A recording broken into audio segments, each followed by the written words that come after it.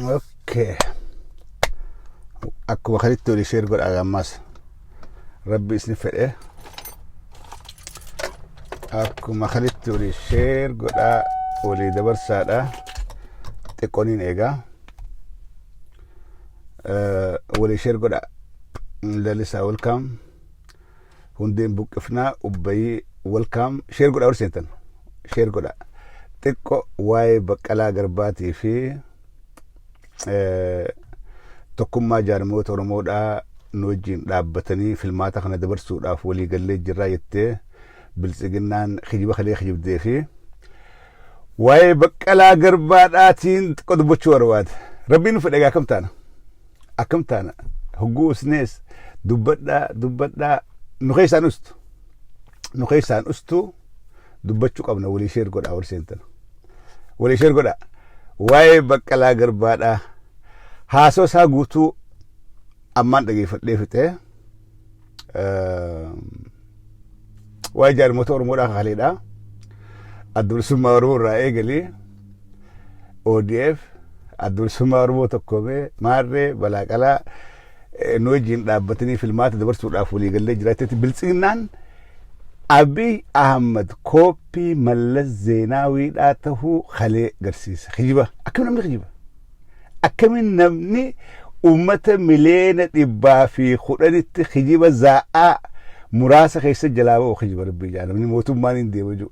Mee walii sheer godhaa niin eegala walii sheer godhaa nama 100 jaangaa maaliif israaf hin godhu afaan Somaatiin dubbadhaa akkuma lallabee israaf if hin godhu nama 100 jaguutaa dura eega seentaniifu seenaa waliyaama seenaa 100 jaagaa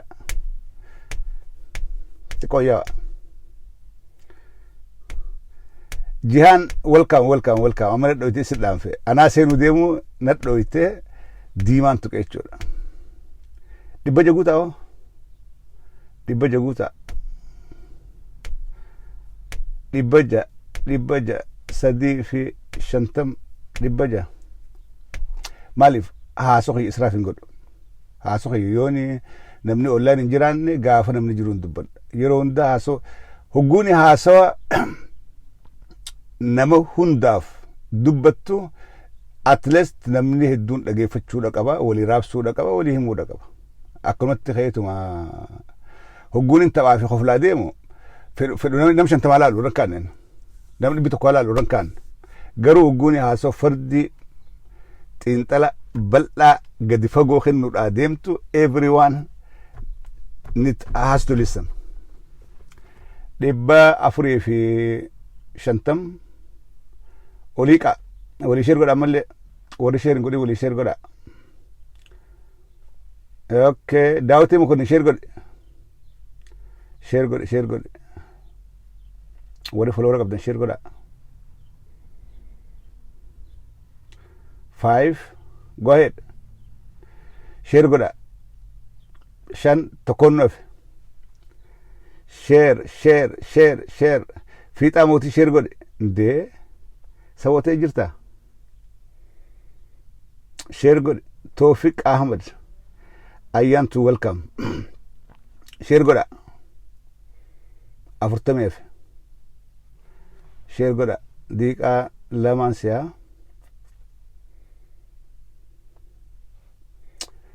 sheer diidameef okay walii sheer godhaa dubbiin Baqqalaa tuni ani kasilaa itti murtaa'u huguu namatti murteessu guutan 100 kasilaa itti murtaa'u qabu huguu namatti murteessu kasilaa yakkamaadhaa huguu nama yakku kasilaa badii qabdu huguu haanitti quba laatu nama ajaa'ibsiisa an huguuni OPDO'n qabsaa'ota Oromoodhaa ati kanan goone kana godhu sira ture ati akkame jettuun niin ajaa'iba yes wanni Baqqalaa Garbaadhaa jee gaafa mana hidhaadhaa turees mana lafa jalaa dukkana keessatti hidhamuudhaaf ijjitee rakkoon ijaanarra geesse je malee Baqqalaa Garbaa tuumamee cafaqameetiin jeetti kaanu sobeen beeku yeroo mana hidhaatii baasanii mana murtiitti oofan harka hidhaniitii oofan Baqqalaa Garbaadhaa wanni takkittiin himate mana dukkana keessatti hidhamurraa kan ka'e rakkinni ijaa narra gaadhaa jira jeeti gaafa hidhaaboo Ameerikaa dhufee wal'aaname toomeetiin jira cafaqameetiin jira cidhaan naqadabanii jira jee waan dubbatu takka illee waan kijiban qabu amma arraas haasasaa guun jalarraa qabee hagamaa jedhe dhageeffadhu duraan ni shakke duraan Baqqalaan maal jaajeetiin shakkoo ture wanni jee waa takka illee waan somni keessan jirre nama amanamaa nama waaqayyoodhaa nama rabbiin politika naqe nama dhugaa Oromoodhaa irraan kaane Baqqalaa Garbaadhaa nama waaqayyoodhaati nama rabbiin kaasee siyaasaa Oromootti naqe nama siyaasaa keessatti hijibaa fi shirin beeyne nama dubbii akkuma dhuftetti haqa jiru waan irra gees tarran ga'inis waaqayyoon harka jee dhugaa rabbii san dubbatu ani warra siyaasaa Oromoodhaa tanaan deemna ju keessaa namni amanuu jiraate Baqqalaa Garbaadhaati Baqqalaa Garbaa akkuma inni nu himutti dur nama amantiidhaati siyaasaa dhiibamee dirqamee itti galfame maalummaa isaa dirqee itti naqe dhiibanii so Baqqalaan waan sobeen qabu jarri biltsiginnaadhaa asirraa fudhateetti akka Baqqalaa waan wayyaanee waa takka illee nun goonee wayyaaneen uummata Oromoodhaa miiteen beektu rakkoo guddaa ka fide gaafa biltsiginnaati kun har tokkoon dhugaadha har tokkoon waan takkaasiima ilmaan Oromoodhaa ka ajjeesaa ture ka fixaadhaa ture TPLF akkan jenne akka edaa durumaanuu kanu fixaa ture OPDOdha jennu Abiy Ahmad faatu godhe sila akkas ta'uu baatte eega wayyaaneen deemte Oromorraa duuti qabbanaa oolu ture Oromorraa ajjeechaan dhaabbachuu Oromorraa hidhaan dhaabbachuu maaliif kaleegaa TPLFiitu nu hidhaa turee jennaa miti silaa arra eega TPLF deemte rakkinni kun dhaabbatee Oromorraa hidhaan dhaabbattee Oromoon ajjeefamuun dhiiftee gaafiin Oromoodhaa deebitee Oromoon maalummaa isaatiin seenaa isaatiin eenyummaa isaatiin boontee jiraatte eega TPLF deemte yes yaaboo edaanuu oppidoo waa waan hin goone edaa warra keessatti harka nurraa muree nu cafaqee nama keenya cidhaan kadhabee dhaluu dhorkee dhalaa keenya reeppi godhaa ture edaanuu jaruma Tigraay dhufe warra TPLF san malee edaa oppidoon humaan hin goone jenna ture garuu rakkinni Oromoodhaa ajjeechaan Oromoo hidhaan Oromoodhaa araraafamuun reeppi ta'uun obboleeyyan waliin ajjeefamuun ilmoon haadha duratti ajjeefamuun kan daranuu itti hammaate eega TPLF dhufee deemee OPDO'n bakka isaanii buutee hidhaa fi ajjeechaan Oromotti daranuu hammaatte so kalees gaafa TPLF dhufe jarri gubbarraa bulchaa ture malee edaanuu ka lafa Oromoo saamaa ture ka Oromoo ajjeesaa ture ka Oromoo cafaqaadhaa ture ka Oromoo hidhaa ture edaanuu ergannoo OPDO jaruma Abiyyuma faatu ka sannu godhaa ture dubbija lamma Baqqalaan hin jennu tana anaa dabala maaliif Oromoo kaleerra arratti hammaatte gaafa TPLF irra gaafa Abiy Oromoon irra ajjeefamaa jirti irra cafaqamaa jirti irra salphachaadhaa maalummaa ifiitiin haga qaanfattu gaafa TPLF waan takkaasiima Oromoodhaa fi Oromiyaadhaan qaanfachaadhaan turre noo marawwaadha haa ajjeefamnu haa saamamnu haa hidhamnu malee maqaa Oromoodhaatii fi maqaa Oromiyaadhaatiin qaanfachaadhaan turre naannoon Oromiyaadhaa akka Oromitti beekamte kabajaa qabdi ummanni Oromoodhaa akka Oromootti beekameeti Oromummaa isaatiin kabajamee afaan Oromoodhaa dubbachaa lallabaadhaa Finfinnee keessa olii gaffiiga arra garuu gaafa Abiy afaan Oromoodhaa dubbachuun hanga yakka taatu geenyee jira namni Oromummaa isaatiin boonuun haga yakka taatu geenyee jira maqaa Oromiyaadhaa dha'uun haga yakka taatu ashabbaari ganxaay akkamitti Oromiyaa jettaa Itoophiyaan takka sirni Abiy wanni nu dhufeen kana sigala an haasoo Baqqalaa Garbaadhaa dhageeffadheetiin irra deebee dhageeffadhee huuba tokkollee keessaa dhabe Baqqalaan waan silaa ja'amuu qabu hin jennee maaliif nama waaqayyooti rabbi siyaasaan hojjedhaa politikaan dalagaa je'ee waan biraa shira itti ni da'u akkuma jirtu lafa kaaye waan silaa dubbachuu qabu sanuu hin dubbanne haqa Oromoodhaa kan dubbachuu qabu sanuu hin dubbanne waan sirni Abiy Ahmad ilmaan Oromoodhaa godhaadhaa jiru waan kaleen ta'in kana bira qote waa'ee biltsiginnaatiin dubbadha biltsiginnaan amma dura joore dibbeen siidhaa joorii mararaa joorii maarreedhaa kana ture ammaan tana xiqqoo baqqala haawachuu barbaadan xiqqoo waan hanga san keessaa muraniiti waraabbii san keessaa muranii baqqalaa haawachuu barbaadan garuu duruu harkaa fashalte itti milkaa'an that's true OPDO'n TPLF irra Oromoodhaaf hamtuudha warri maqaa OPDO'dhaatiin jiru maqaa Oromoodhaatiin jaaraman malee irra hedduun isaanii nafxanyaa akka Abiy Ahmed warra maqaa Oromoodhaa himatu warra an Oromoodhaaf hin jiru warra immoo if dhoysee Oromaa'ee ammoo dhugaan isaanii naft Amaaraati dhiiga Oromoodhaa warra hin qabne warri OPDO keessa jiru warri maqaa OPDO'tiin Oromoo Dimokiraatik Paartii jeef yaamaa ture mallasiitu akkas ijaare Oromoodhaa miti Oromoo tahuu dhabuu isaanii ragaan Abiy Ahmed lokaatiin dhiiga qeyrootiin ol beeti ilmaan Oromoodhaa maalummaa isaanii belleessaadhaa jira. Seenaa Oromoodhaa belleessaadhaa jira. Arraan tana seenaan aanolee fi calanqoodhaa kaafamuun sirna Abiy keessatti qaaniidha. Sigalee nama ashabbaariidha. Yoon waa'ee calanqoo haafte waa'ee aanolee yoo haafte sirna Abiy keessatti ati nama gandummaan deemu nama biyya diiguu barbaadu nama biyya belleessuu barbaadu nama ummata qooduu barbaadutti beekamta. Garuu gaafa TPLF seenaan aanolee fi calanqoodhaa ol kaafamteeti himamtii namni itti bu'u hin jiru. Sirna Abiy keessatti yakka. Eenyuutu kana karaaban? OPDO karaaban. OPDO maaliif karaabante? Maalummaa ifiitiin mulqattee amaarummaa ifiitiin ol baate arra.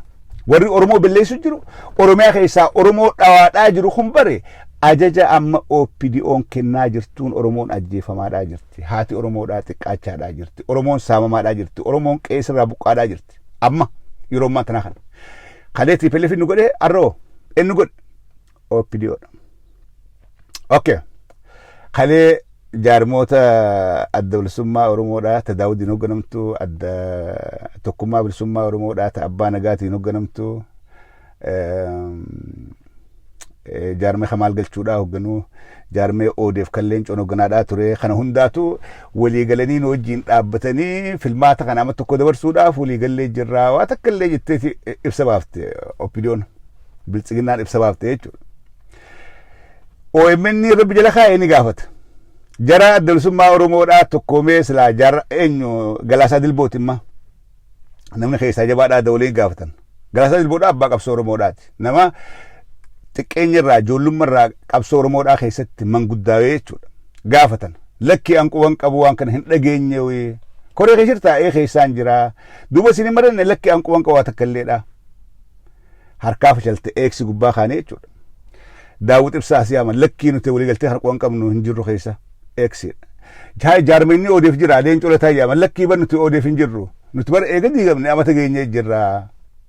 Hogganoonni ODF as bee lakkii nuti hin jirru jaarmeenni keenya quban qabu jaarmeenni keenya jiraachuun isaatu hin jirtu quban qabnu biltsiginnaan maal jetti maantana maal jetti jara jaarmoota jettee maqaa dhooyte jaarmee hin jirree fi jaarmee nam tokko hin jiruu fi jaarmee khaanis maqaa dhooyte wali qabde hundinuu lakkii nuti quban qabnu biltsiginnaan ni kijibdii maqaa keenyaan naggaduu barbaaddii lakkii harkaa garagalan biltsiginnaan jarri biltsiginnaa jedhan kun ammaraataa walitti qabamee yaa'uuna fakkaatti malee edaanuu maraataatu Oromiyaa bulchaadhaa jira. Edaa maraataa wali qabameetu Itoophiyaa bulchaadhaa jira. Namni mootummarra jiru haga fedhallee ta'u ummata miliyoona 110 kijiba guddaa kana as bahee hin kijibu. As bahee kijiba guddaa kana hin kijibu. Kuni biltsiginnaan hangam takka aangoo ifiitiif sodaattee filmaata kana dheeressuu barbaaddi isaanumaatu ragaa fibbe. Koronaadhaafi miti. Sodaa guddoodha ummata Oromoorraa qaban. Kanaaf jaarmoota Oromoodhaa kan qabne wali qabanii nu wajjin dhaabbatan nu wajjin jiranii dilajan kun sodaa shakkii guddoo akka ummanni Oromoodhaa isaan hin filanne waan beekaniif yeroochi dheereffataniiti diktaatarummaa tana mirkanfachuu barbaadan. Kalee wanni salphinni guddaan jalaa ba'e Amaaritti qoflaa ol biltsiginnaa Abiy Ahmed. Afrib jedhanii sabaa sablammoonni biraa itti qoflaa oolan.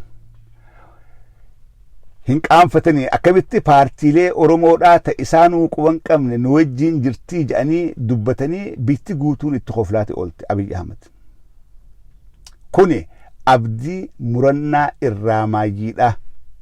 tabiltsiginnaadha abdii murannaa isaanii laal jedhu kun Oromoo keessaa baane jedhan Oromoodha bakka buunee mootummaa federaalaa kanarra dhufnee nuti bakka bu'oota Oromoodhaati OPDOodhaati jijjiiramee ODP ta'e ODP jijjiiramtee biltsiginnaa fi jettee isaantu biyyaan deema Oromoodhaa biyyaan deema kanaaf so arra ummanni isaan keessaa bakka buune jedhan biltsiginnaan deeggarsa qeeroodhaan qabdu deeggarsa qotee bulaa Oromoon qabdu deeggarsa hayyoota Oromoodhaan qabdu deeggarsa jaarmeyoota Oromoodhaa hin qabdu biltsiginnaan eessi jirti maantana yoo filmaanni kun nutte akka waan qiyaamaan ittaateeti filmaanni kana booda qeeroonatu ittiin dhiiftu qotee bulaan Oromoodhaa sagalee isaa hatamuu ittiin dhiisu hayyoonni Oromoodhaa dhaabbatee eega kanaafuu filmaanni kun akkuma tahettuu dabruudha qaba godhamuu hin qabu yookaan humnaan itti ce'uudhaafis Oromoon takalee TPLF cabsite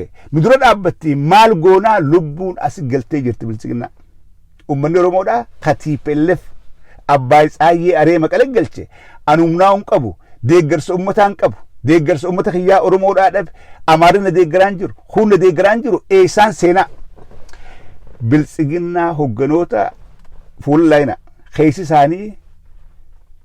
isaanii maraatee jira jedhu kun rakkoo hamtuu keessa harka fiitiin if kaa'eeti karaa keessaa bahanii wallaalanii as deebanii kijiba guddaa kana ummata miliyoona 110 kijibaadhaa jiran akkatti fudha mootummaan takka wani laaftuun kijiba guddaa kana akka kijiban gootu wani laaftuun kijiba guddaa kana jaarmayni Oromoo hundinuu hojii dhaabbate zaa'aa lamoota as barii jarri lakkii nuti hojii dhaabbanne lakkii nuti qoon qabnu meeqaanii ilaala silaa biyya guddatte keessa taate abiyyiin guyyaa zaasan fuudhamee manidhaa geeffama kijibaan hoggantoonni biltsiginnaa hugguusan mana hidha guuraman kijibni isaan uuman kijibni isaan kalee uuman ummata Oromootii miti ummata Itoophiyaa kabiraa birattis kana booda akka amantii hin arkanne OPDO godhee jechuudha akkas godhe wanni isaan kalee kijiban wanni isaan kalee dubbatan sun kana booda akka amantii arkan lok wanni isaa waywaalateef ammaan tana xiqqoo filmaata kan ciisinaadha September 30 booda mootummaa seera qabduu miti mootummaan takka ummanni olaantummaan seeraa kabajamuudha qabdiitti biltsiginnaan guutuu dubbattee dhiyeenya kana amma booda kan dhiiftee jirti torbaan lameen kana dhiiftee jirti san dura olaantummaa seeraa kabachiifnaa olaantummaan seeraa kabajamu olaantummaan seeraa jenna torbaan lameen kana maaliif dhiisan beeytanii mootummaan olaantummaa seeraa hin kabajne seera itti buluun deemne seera ifii diiguudhaa deemtu jalatti ummataan bulaa jaarmoota Oromootiin bulaa jechuu waan hin dandeenyeef torbaan lameen kana cal jette waa'ee seeraan dubbattu OPDO'n waa'ee seera jala bulaa olaantummaa seeraa eegsifnaa hidhiifte maaliif seerri isaan eegsisuudhaaf deeman kan isaan diiguudhaaf deeman kana ilmaan Oromoodhaa wanni akkatti hubachuu qabdan biyya keessaa fi alaayis biltsiginnaan rakkoo hamtuu keessa galtee jirti dilli asbanii waa arrabsan kun dilli asbanii booyan kun dilli sooshaal miidiyaa gubbaa waywaatan kun dilli abiy asbee dhiibamee irmijjaa yos daallahu kaawun baalaa irmijjaa jukuni baaragaan ja'a malee irmijjaan kana booda abiy Oromoo irratti fudhachuu danda'u tokkollee hin jiru hiikannaadha tabarootti hin qabu humnatti hin qabu abiy harki isaa naaf miilli isaa naaf sammuun isaa naaf humna Oromoodhaan gaqqabuu danda'u takka illee hin qabu duraan kijibaan sobee bira kutuudhaa ka'e Oromoon sobamteef Oromoon kijibaan deeggarte cinallee dhaabbatte garuu kijibni isaa ooleen bullee jalaa ba'e kijibni Abiy Ahmad ooleen bullee jalaa ba'e jalaa baanaan Oromoo qofa biratti miti sabaa sablammii Itoophiyaa hunda biratti Abiyyiin kijibaa ta'uu nama beellama jenguun nama xawalwaalle nama nafxanyaan olii gadi hin qabdee deemtu nama dhaabbii hin qabne ta'uu ummanni Itoophiyaadhaa hundi arke galata rabbiitii ummanni Oromoodhaa dhibbaa fi dhibbatti arkee jira kalee gaafa ol ba'u beellamni Abiy Oromoodhaaf seene gaafii Oromoodhaa deebisuudha gaafii afaanii gaafii Finfinneedhaa gaafii qabeenya firratti abbaa ta'uudha inumaa gaafiin hatattamaan deebi'uu qabdu jee lafa haa'e itti kennamte niin deebisa jee gaafii afaan oromoodhaa afaan biyyaa ta'uudhaatii fi gaafii finfinneedhaa immideetili ammaan deebisa jee amma deebifnaa dhiiqeeroti ol baane amma deebifnaa haga gartee jarri amaaraa leen amananii fudhatitti abiy waan saniis hin goone gaafii oromoodhaa deebisuu boqotee maantana haga gaafii deebisuudhaa miti oromummaadhaahuu ukkaamsee oromummaadhaahuu belleessuudhaa diiguu oromoo walit diina godhee gandaan amantiidhaan gosaan wal nyaachisuudhaa ajandaan abiy irra dalagaadhaa ture amata lameen kana oromoo kutaadhaan wal afaan deebisuu amantiidhaan walitti buusuu gosaa walitti buusuu warra gosaa fi amantii fi kutaadhaan walitti buusuu ka isa fakkaatu hayaan isaa galmaan ga'uuf wali qabateeti alaa fi keessaa ifiin naannisee taa'adhaa jira. Kan dagatina warra yaada sagantaa abiy guutuuf warra oromoo kutaan arrabsu warra oromoo amantiin arrabsu warra oromoo gosaan arrabsu adda qoodu alaa fi keessaas wali qabateeti ifiin marsee arraantana akka sabboonummaan harargummaadhaa haatu akka sabboonummaan arsummaadhaa sabboonummaan tuulamummaadhaa sabboonummaan jimummaadhaa tawallaggummaadhaa tawallummaa akkasitti warra akkasi fakkeessee haayuuf ifiin marsee taa'u jira itti milkaa'ee no itti milkoo'in tunis harkaa fashaltee jechuudha duraan abdiin guddaan qabaachaa ture oromoo tan addaan diigee waliin dhawee amata dhibbaniin bitaadha maaliif ciyaansi dadhabaa oromoodhaa qoradhee oromoo amantiidhaa walitti buusuun laafaadhaa walitti buusaa kutaadhaan ijoollee shawaa fidee ifiin marsee aangora naqee akka arsiin gara sii kaatee nuti aangoo keessin jiruttee harargeen achii kaatee wallagga sii kaatee finciltu ka'ee maasii wallaggatti duulanii maasii wallagga aayisuleet taatee uummanni wallaggaa lakkii nuti oromoon hojiin jirtu jee fincilu duraan istiraateejiin abiy kaa'ate istiraateejii hedduudha oromoo addaan qooduudhaaf keessattuu kutaadhaa fi amantiin addaan qooduudhaaf istiraateejii bal'aa kaa'ate uummanni oromoodhaa waan dammaqina gayaa qabuuf waan uummata bilchaatateef waan kana irraan fudhanne jechuudha waan kana irraan fudhanne harka fashalte shawummaa inni deemuun wallaggummaan inni deemuun arsummaa fi harargummaan deemuun sun harkaa badde mee ilaalaa dabballoota isaa dabballoonni inni fi naanneesse aangawoonni inni fi naanneesse hundinuu kutummaadhaan boonan yookaanis gosummaa yookaanis amantummaadhaan boonan sabboonummaan isaanii ta oromummaa san hambiseeti irraa fuudhee ta kutummaadhaa keessa kaa'e taayyee indaadhaan makutaadhaan boona ijoollee kutaa keenyaa jamadee ijoollee oromoodhaa jechuun haftee bilchinaa keessa ka wallaggaa katti dhaate ijoollee wallaggaa teenyaa jamadee ijoollee oromoo teenyaa jechuun hafte kun beekadhaa oromoodhaa miti miseensa bilchiginnaa giruupiin bilchiginnaadhaa akkitti jirtu qase ka arsiidhaa ka bilchiginnaa keessa jiru arsii teenyaa malee oromoo teenyaa dhiisee jira garuu ilmaan oromoodhaa bal'oon ummanni keenya bal'aan oromoo qeeroon oromoodhaa fi oromiyaa dabarsitee hin kennitu jalaa idan tanaatu harkaa fashalsee jechuun gaafa fakkeenyaaf gaafa arsii keessatti ummata oromoo tuulamaatii fi ummata arsiidhaa walitti buusu amantiidhaan waan san ka godhe abiy gaafa magaalaa adaamaadhaa keessatti ummata amantiidhaa walitti buusu gaafa ummanni reeboo ummata amantii kiristaanaa qabu ka oromoodhaa fidee afaan kaayee walitti buuse harargee keessatti masgiidaa fi charchii gubee ka walitti buuse abiy ahmad sun ajandaa abiy oromoo diiguudhaaf akka gartee harargee lafaa kaatee isa warri kiristaanuu keessaa baya arsiin lafaa kaatee kiristaanuu keessaa yaa jettu ajandaan abiy barbaade san turee garuu ilmaan oromoodhaa lakkii nuti dambaanu amantiinis takkaa adda baaneen been wal qoonneen been walit duulleen been seenaa akkanaan qabnu hijaab tunnuu achi nuti ka kiristaanaa obboleeyyan keenya ilmaan oromoodhaati ka islaamaa obboleeyyan keenya ilmaan oromoodhaati wajjiin kufne wajjiin kaana wajjiin qabsaa tureeti uummanni oromoodhaa jalaa didee jechuudha bilchiginnaa sunis akkasitti bishaan harkaa dhuyitti amma karaan ammaan tana isaan dhufaniin kuni karaan ammaan tana ittiin dhufan kuni oromuma teessu guddoo tana ija qabanii akka naman garree ija qabanii harkarra kaayanii lakkii walii gallee jirraa waan kalee mallas zeenaawidhaa paarlaamaa isaa keessatti warrummaan inni ganda keessaa ol qabeechi kaayeetu harka baasee akkana jajaan mallas akkana jaanii akkas jedhanii hunoo paarlaamaan biyyaa murteessee jiraa jedhan abiyyi waan san godhuudhaaf hin danda'u hiikaannaadha wanni tokko ciniinee tokko irraa bu'ee kaan ciniinee kaan irraa bu'ee kaan ciniinuuf haala kana hundaatu hin mijaa'iniif Oromoon irraan tana akka durii miti barattee jirti. Oromoon irra waa hubattee jirti. Oromoon irraan tana teeknooloojiidhaan wal bartee jirti. Oromoon irraan tana wal odeeffachuu wal dhagayuudhaa fi wal amanuu bartee jirti. Oromoon irra addunyaadhaan wajjin walitti hidhaadha. We are connected to the whole world. Addunyaarraa muramnee kophaan jirru. Information irraa cufaan jirru. Walirraayis ugguramnee addaan qoodamnee hin jirru. Waan Oromiyaa naannoo takkatti naannoo Oromiyaadhaa guututti dhaga'ama. Wanni Oromiyaa keessatti addunyaa guuturratti diiqaa takka dhaga'ama. Haala amma keessa jirru kana keessatti biltsiginnaan tarkaanfii takka tarkaanfachuu hin dandeessu. Filmaata moohuudhaa miti. Filmaanni bar yoo isaan hayyamanii gaddeebanii moohamuudhaaf harka kennan filmaanni ni godhama. Filmaanni Oromoodhaaf bar filmaata irraa maayyitii miti. That's not the last option.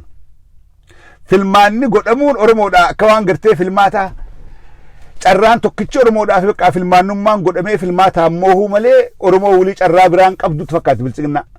Oromoon barkalee filmaataan TPLF hin kaafne humnaan kaafte. Murannaadhaan qabsooytee dhiiga fi gannaytee lafee fi cabsitee bar TPLF kaafte filmaataan immoo ni beekadha. Jedhu biltsiginnaadha.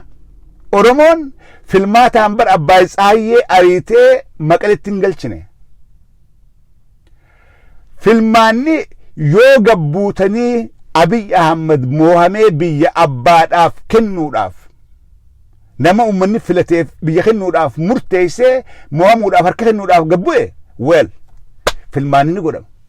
Yoommoo kana godhuudhaaf biltsiginnaan qophiin ta'in ummanni Oromoodhaa gaafa yeroo isaa eeggatee lafaa ka'e galgala yaa'iin kaatee ganama Abiy Ahmad akka gadaafitti karaa gubbatti fottoqee ispaaltii Finfinnee gubbaa ciisu wartan. That's it. Dhugaa jirtu kana walii qinaa.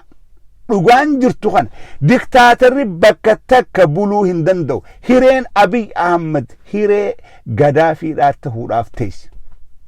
Abiy Ahmad jibbamee jira. And in history nama biyya Itoophiyaa bulche amata lama keessatti akka udaanitti namni funyaan qabate Abiy Ahmad malee hin garree. Bara warri isa faarsu nafxanyaa isaan marsee teessu. Haga xiqqaa warra garaadhaan bitamee lafaan sobee garaadhaan sobee fi marsee taa'u. Haga xiqqaa miidiyaalee inni mindaa baasee fi dalagsiisu. Warri Abiyyitti maqaa godhee Abiy namni ni deeggaraa fakkeessu jiru miidiyaalee inni horii baasuuf nafxanyoota inni fi marsee fi abbootii garaadhaa tan inni garaadhaan bitee alaa fi keessaa wali qabatee maddii kaayetu akka waan deeggarsa qabu akka waan namni wajjin jiru fakkeessaadhaa jira malee Abiy isa duubaan hallayyaa impiti. Akkasi fudha. Guddiftee ilaayina Abiy akka waan deeggarsa Amaaraa qabu akka waan deeggarsa sawaasa lammii biraa qabu akka waan humna qabutti Abiy humna hin qabu. Abiy waraana harkaan qabu. Laala. Abiy waraana harkaan qabu. Abiy deeggarsa ummataa hin qabu. Abiy istirateejii as keessaa ittiin ba'ullee lafaan qabu. Waraanni biyyaa eenyu harka jiraani beeyna. Hanga xiqqaan gartee manni leenjisee namatti ergu hallayna. Waraanni biyyaa warra amata 27 biyyaan deemaa ture achi keessaa ammallee maal qaban you can guess. Dhugaan jirtu. Lama dammaasii waraanni biyyaa waraanni raayyaa ittisa biyyaa jedhan kuni eenyu keessaa be. Bar obboleeyyan keenya faadha. Family members. Bar obboleeyyanuma keenya faa ilma eessuma keetii faatu raayyaa keessa jira.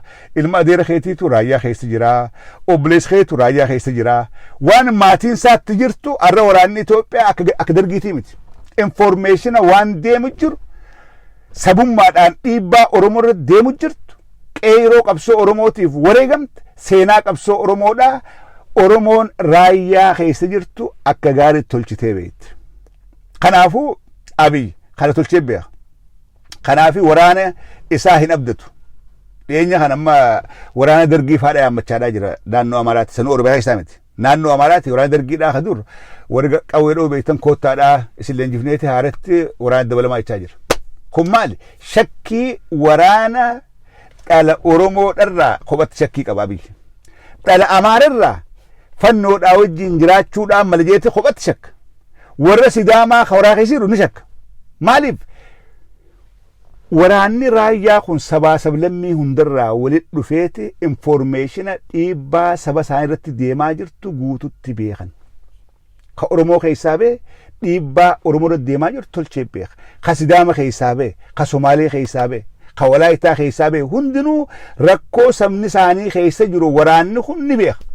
Arra Itoophiyaa keessa waraanni biyyummaadhaan sabboonummaa biyyaatiin lolu hin jiru. Kan hubadhaa. waraanni sabboonummaa biyyaatiin lolu innaa tagar waymoot zarraaf innaa tagar maarree kajusun hin jiru kadargison hin jiru kana booda hin jiru waraanni adda facaadha sammuunsaa adda hiramtuudha kaayyoo dhaabbii loluuf takkalleen qabu waraanni Itoophiyaadha kaayyoo kamiif lola Itoophiyaadhaaf Itoophiyaa keessatti eenyuun lola eenyu loluudha adeema eenyu raqqabsaa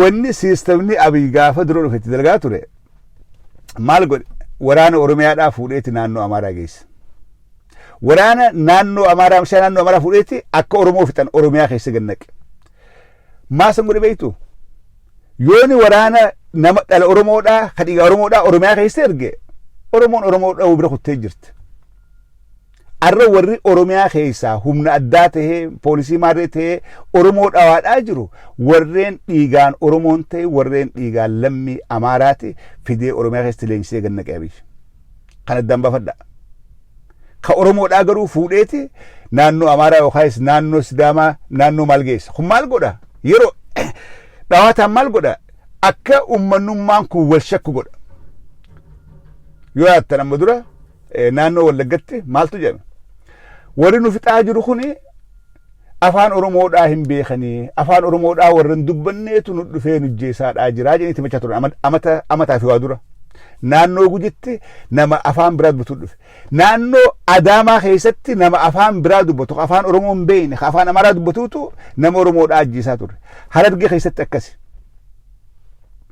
kana maaliif godha namni lammii keessaa ba'e qawweetti qabee hin ajjeesu odeessa qaba miidhaa ummata sarra gaadhaa jirtu beeka maaliif hin ajjeesaa maal biliseetiif gaafata dura dha'uu dura maaliif hin dhawaa jedhiif gaafata kanaafuu abiy waraana isaaf amanamaadhaa ka isaaf dhaabbatee oromoo dha'u oromoo keessaa arkachuudhaaf hin taa'u hin jiru leenjisee haa ol guuru garuu qawween tun boodarra isa deebi'u ta'is joolleen oromoodhaa tan inni leenjisee qawweetti kennu tuni boodarra qawween tun biltsigina irratti ka'uudhaaf ta'is kana shakkina kana waa takka shakkina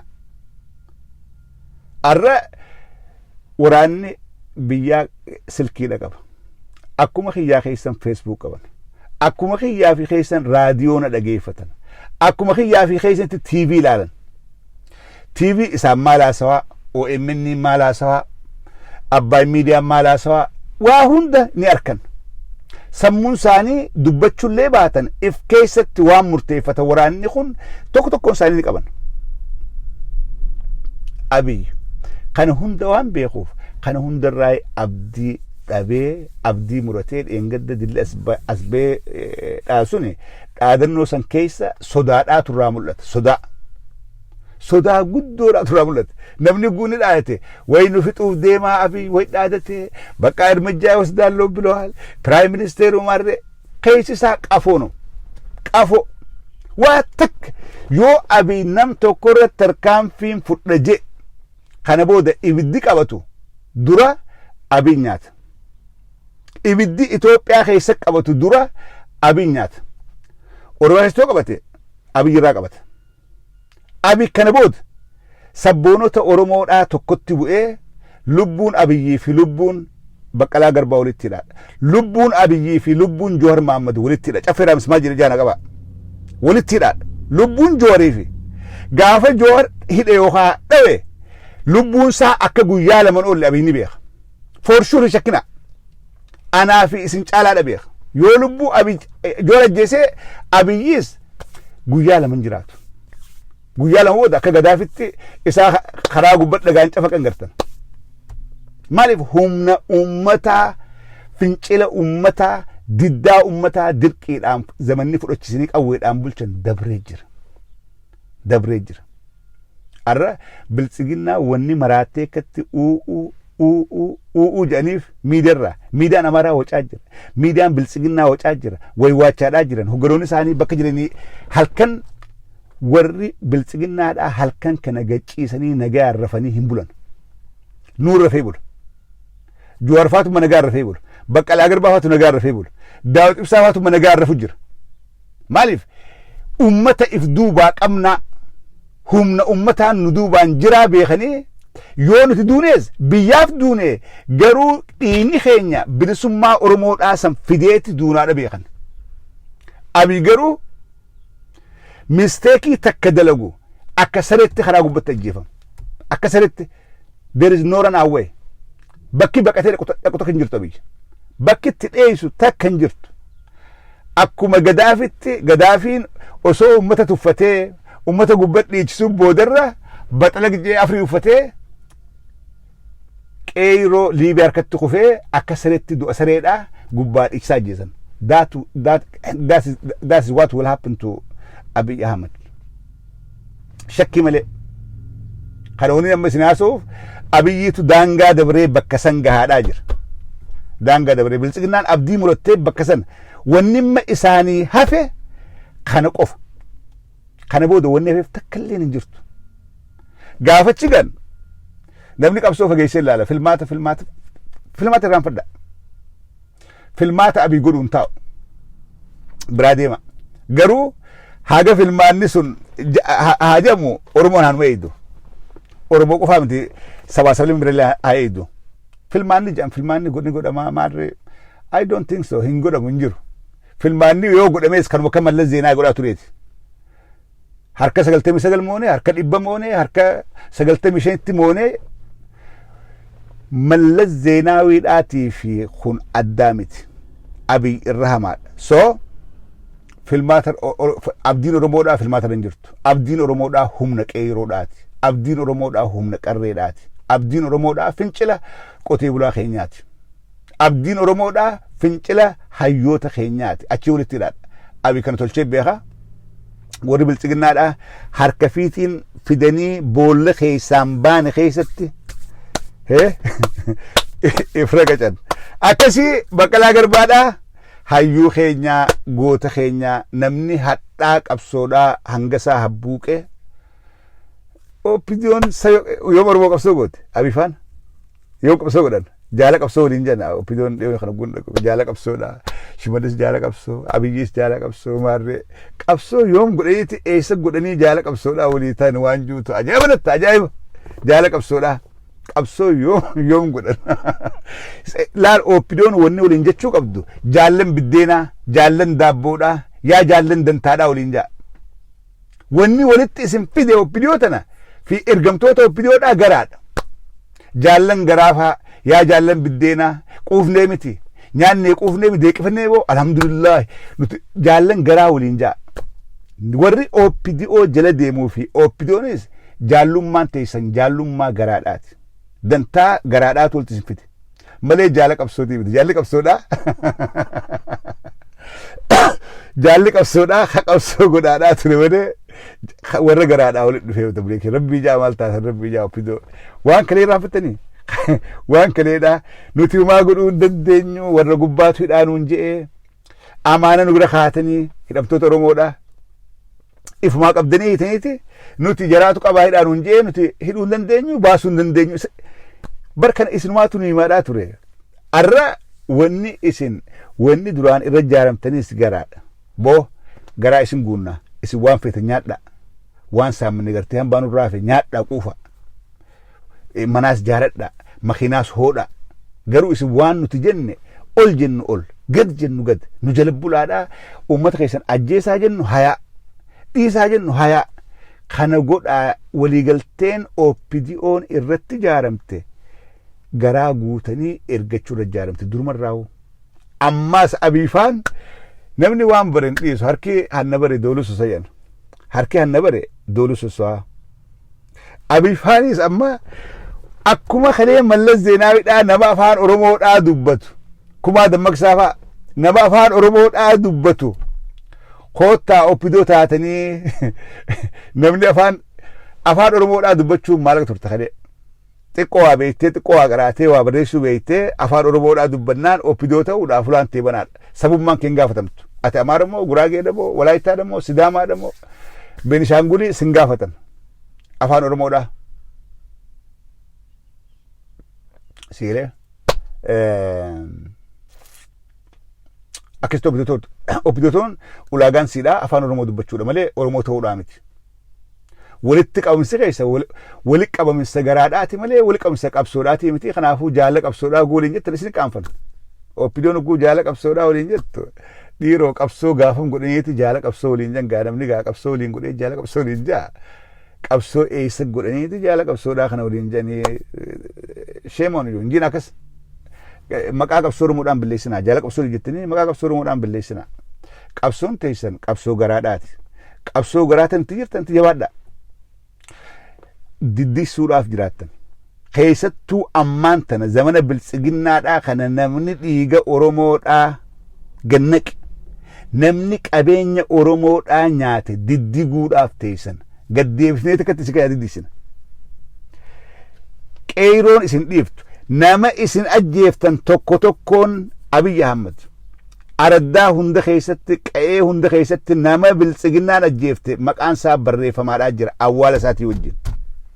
Za'aatti jeeftanii wajjin nama isin saamtan za'aatti saamtanii fi bakkarraa saamtanii wajjin galmeeffamaadhaa jira isin keessaa diddisuudhaa ta'an kana booda dhiifamni hin jiru there is no excuse dhiifamni takka illee hin jiru isin diddisuudhaaf teessan. Last waa'ee wantaan dubbadha waa'ee adda bilisummaa oromootii fi ODF hin dubbadha ABO tokkoomee ODF hin jiru fi ODF dhageeffadhaa waan kana gaaritti ABO tokkoome ABO'n tokkoome ni jira eenyu hoggana maal godhaa ture ABO'n tokkoome warri maqaa ABO tokkoome hin deemu akka biyya galetti biltsiginnaa tahee itti dabalame warreen waan kana mormuu harkaa jira warreen waan kana mormee lakkii adda bilisummaa oromoo tokkoome there is no such thing addi bilisummaa oromoo tokkoomeetiin guyyaa biyya galanirraa eegalanii isaan mootummaa Abiy deeggaraadhaa turan mootummaa Abiyyiif dalagaa turan. Warri maqaa ABO tokkoomtee hin jiru jaarmeenni abbaa nagaa guyyaa soodaratti walgee ta'an irraa eegalee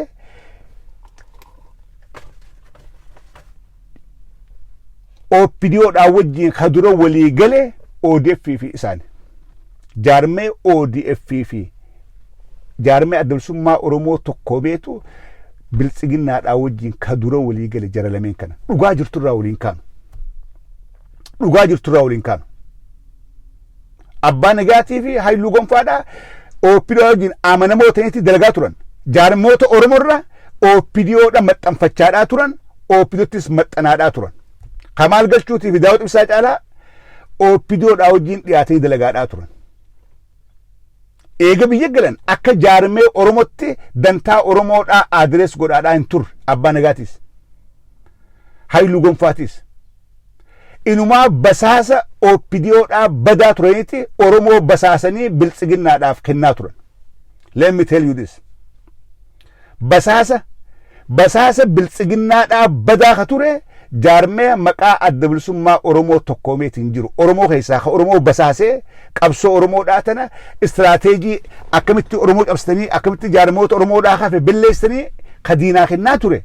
Jaarmee adda bilisummaa oromoo tokkoomeetiin dhaqee fi warra hogganoota ODF keessaa bahe jara lameen kana warri akka Leencoo Baatii warri akka Sanusseen warri akka Diimaa Nagoodhaa ka ODF keessaa bahee biltsiginna dabalame isaan istiraateejiin isaan diinaaf kennan akkatti qabsoo oromoodhaa billeessan warri adda bilisummaa oromoo tokkoomee ji'ee galees diinni farditi oromoodhaa biltsiginarraa addaa miti they are the enemy of our people.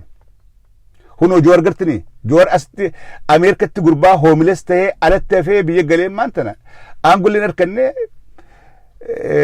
warra aangol katee deetuma waan nyaatu waan barcaadhaa fudhatee jiraata an akka an Israa'ifin fannisa Joor gubaay an silaansi ta'e ifin fannisa I cannot survive that way. Amin jundiidhaatii fi eenyu hayluu gonfaatii fi balaaqalaa warra maqaa kana baafatee arraan tana oromoo afaan addeebi'ee bar waan Geetaachoo Raddaadhaa oromoodhaan jechaa ture Amiin Jundiidhaa Oromoon jedhe. Waan Geetaachoo Raddaadhaa Oromoodhaan jedhe Leencoo Baatiidhaa Oromoodhaan jedhe. Warri kun warra garaadhaan bitan. Duraanuu dantaa dhabaniiti diinaan mormaa turan malee laalaan Oromummaadhaa yookaan sabboonummaa qabaataniiti miti. Dhugaa kana walii hima. Jaarmeenni adda bilisummaa Oromoo tokkoomee jedheef yaamu durumarraahu farra qabsoo Oromoodhaati. Gaafa aljiriinis eega biyya galan diinummaa isaanii ifatti baafatan. Warreen arra biltsiginnaa bar jaarraa maal kan kun maarree jaarraadhaa gurbaa Facebook raasoo kana eenyu maqaansaa gurbaa reeda dheeressee haasoo kana bar miseensa adda bilisummaa Oromoo tokkoomeeti. Kana beektu maqaan isaa eenyu jaarraati. Gurbaa areeda dheeressee Facebook irraa laayivii seenaa haasoo maqaa isaan beekoni maal jaarraa ibsaa jaarraa whatever sigalee warreen akkanaa kanaatu walitti qabamee gale.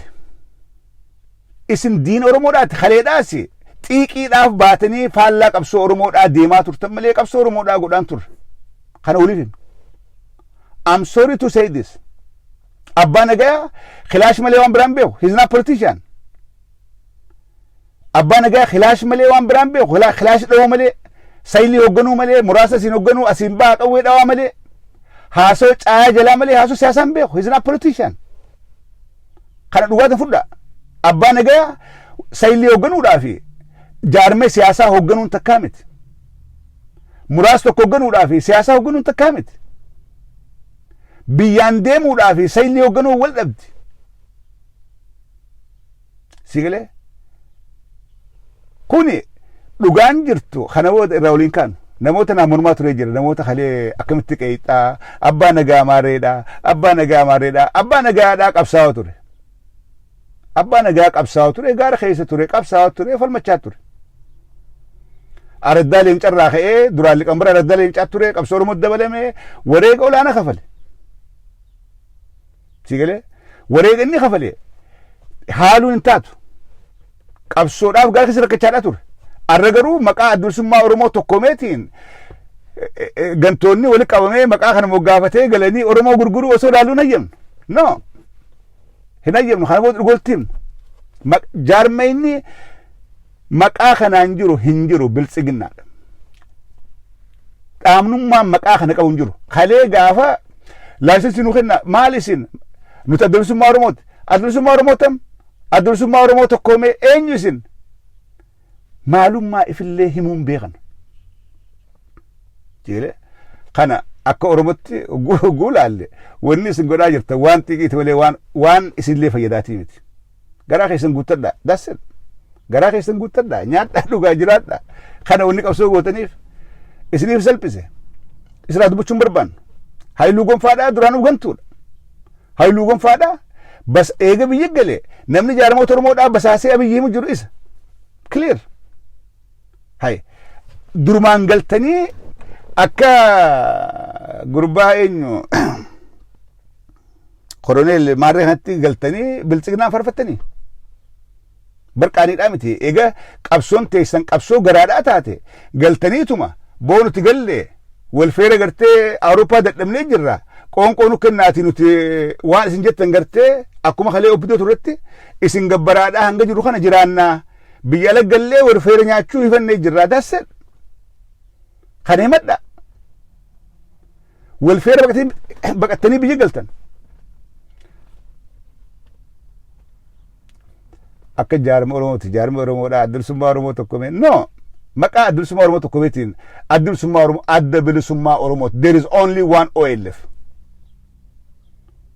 Munaafiqummaa kana isa munaafiqummaa baalagummaa kana.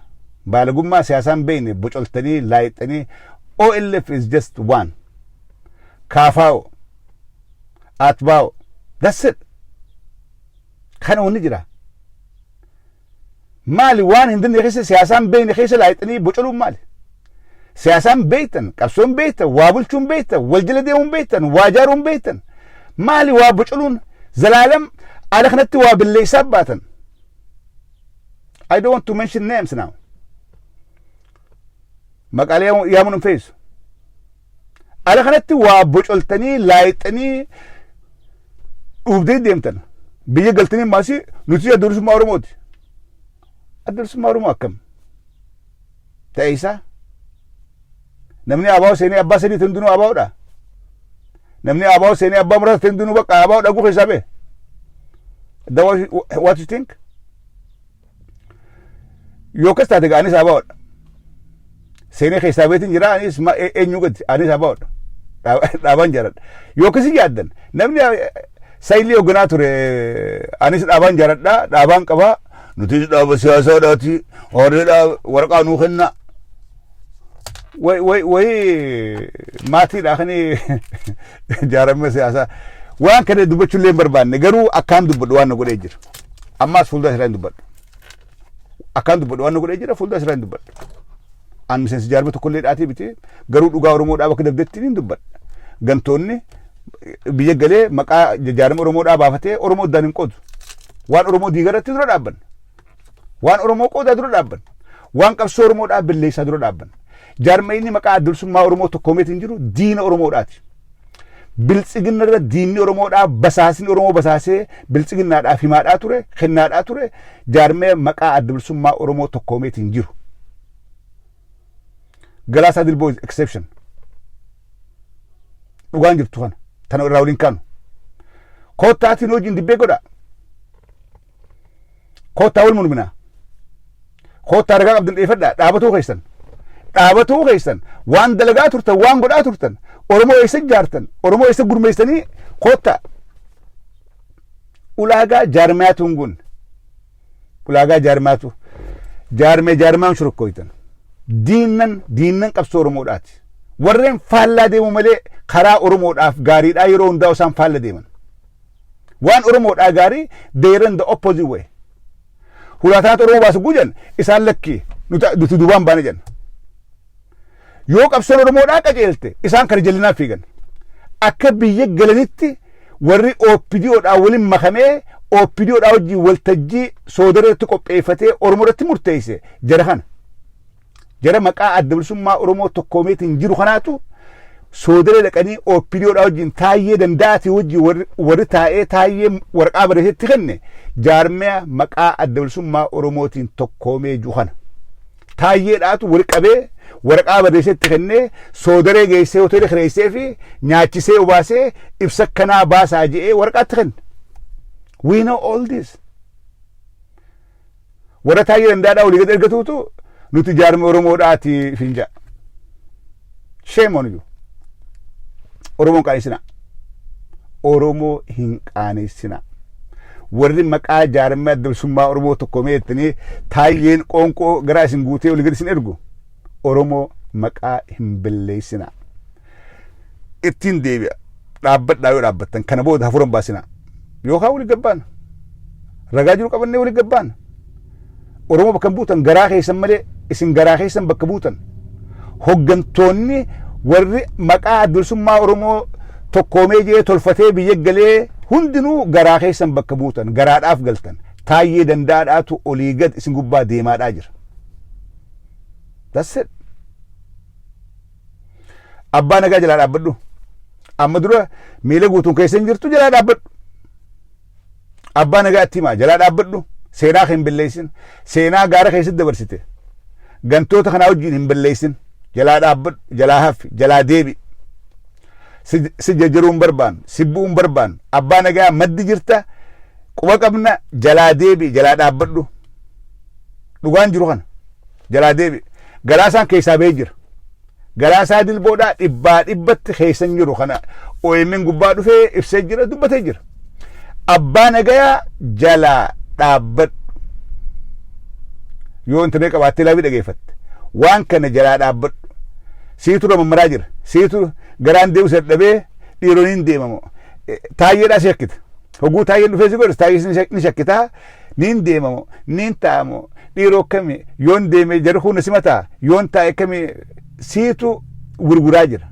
Abbaa nagaa jalaa dhaabbadhu seenaa kalee hojjatte qooda qabsoo Oromoodhaatiif gumaachite jarri kun taayyee danda'aadhaas hin balleessin maqaa bareedaa garaadhaaf bitamurra umrii tanaan daaddaa tanaan bitamurra maqaa gaarii qabaattee saba kee cinaa dhaabbattee jiraachuutu irra sii gaariidha abbaa nagaa. An akka obboleessi xiqqaadhaa kanaan si gorsa. Dhaabbadhu. Kana booda dabbalummaa wacni kijibni waa takka illee nu hin taru. Akkasii yeroo gaarii qabaadhaadhaa fayyaa ta'aa yeroo dheertuu na wajjin turtanii nagatti hin jedhaa.